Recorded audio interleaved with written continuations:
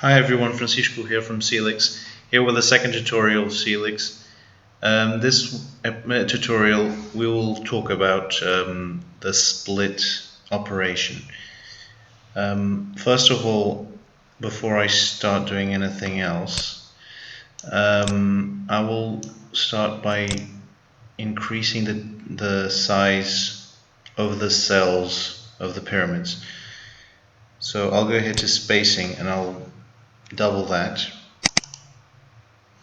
which will make it larger. There you go. As you can see, they also look flatter because the height is the same. After that, I will start by doing a split. I'm going to turn each one of these pyramids into a block of pyramids. So it'll have 4 pyramids in each cell. So we can start off by going to add node, and I'm going to add a mesh split. There you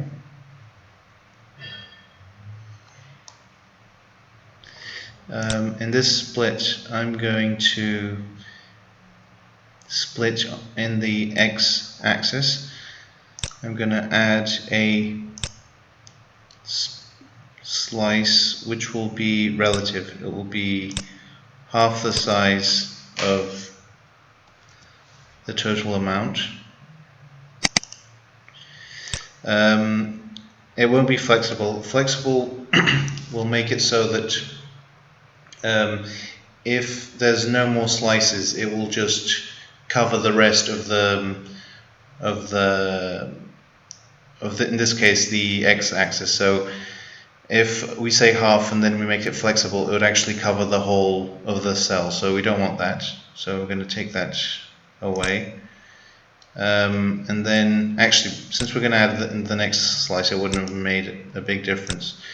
So we can leave this as we want because it's flexible, so it'll cover the rest. And we will call this, we'll give it an index. So each slice will have a number associated with it, and I'll call it the x index.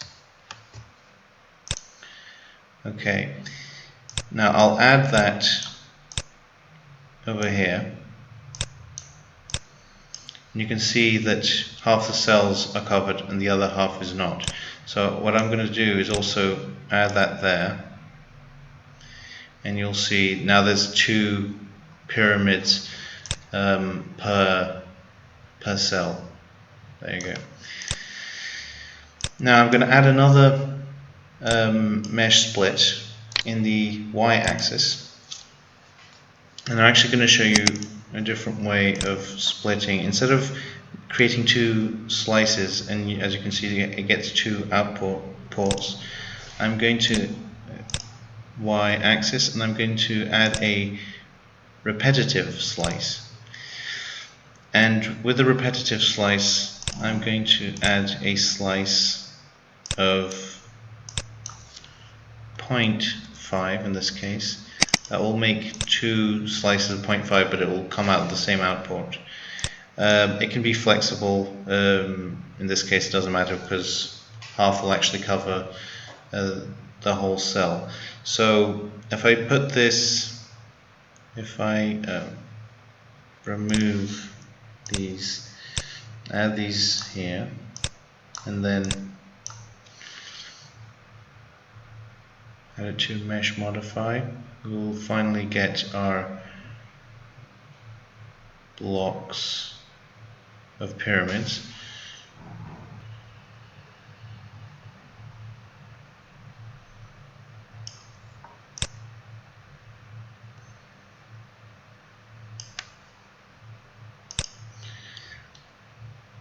Wait a second. Yeah, this was absolute. I meant to do it relative. Yeah, that's why. Okay. Now that we've got our blocks, I'll go ahead and do another thing. I'll actually split it on the z-axis. So let's cut off the top of these pyramids, and say that we want to cut it off, but we don't want to cut it off parallel to the floor. We want it with a certain angle, but a varied angle. So in this case, we will add another mesh split, and we will make it on the z-axis, and we will actually we won't make it on the z-axis because we wanted to make it slightly slanted. So let's make it a plane normal. That means that we can choose the direction of the normal. So instead of choosing 3 variables, we will add an expression. In this case, we will let's say, for instance, that we want the parallel normal. In that case, we'd have done this, and that would have cut it off, let's say, at a relative of 0.75. 0.75.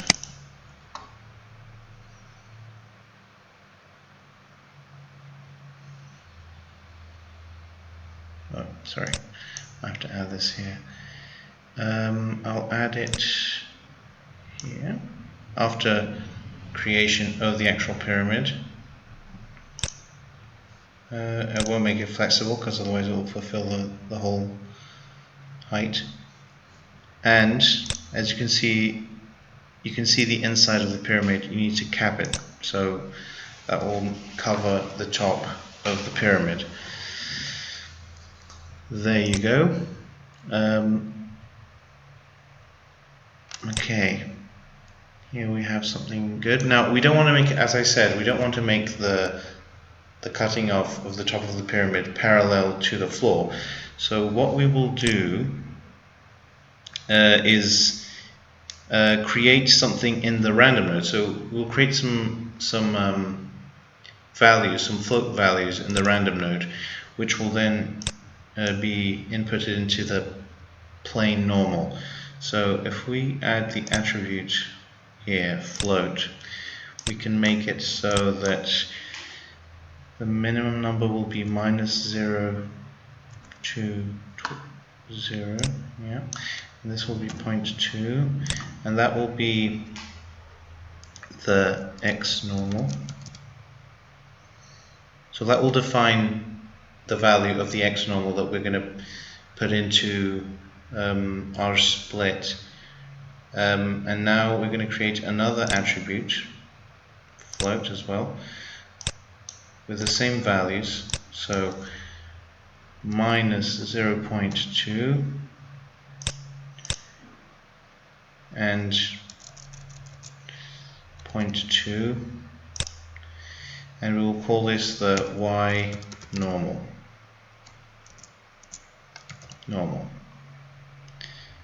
Okay, now we can come here to our last split, the x, well, not parallel to the x. The x is not going to be the normal. We're going to actually change these values so that we can define it as x normal. Exactly, and instead of having x 0, we will have at y normal, and this will give it a bit of a slant.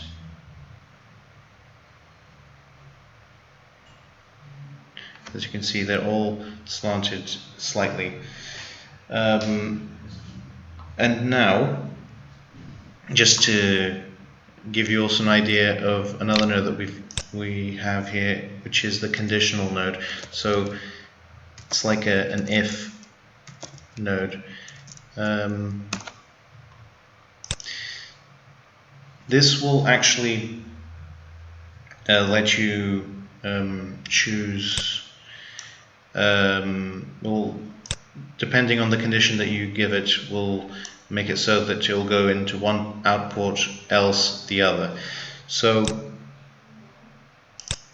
in this case, the condition is 0, so again, there you go, the log will complain. But if, when you're doing these splits, if you put the index, as I mentioned before, we put the x index here, and we have the y index, well, y index in the second one, we can say it so that if the x index is equal to 1 and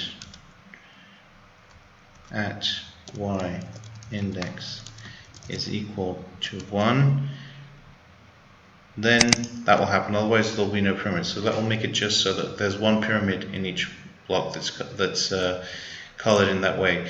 Just to make it interesting, I'm just going to make it so that one pyramid in each cell is purple. So mesh material,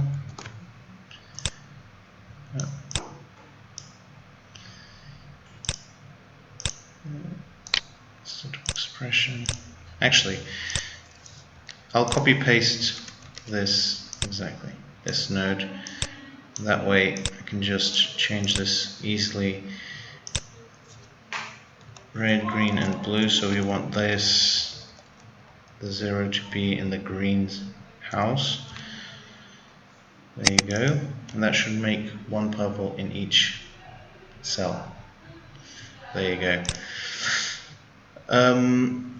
Well, this is the end of the tutorial of this episode. I hope you enjoyed it. Give us some feedback and what you think in the comment section below. More information will be in the description section. Thanks for watching, and be sure to subscribe. Thank you.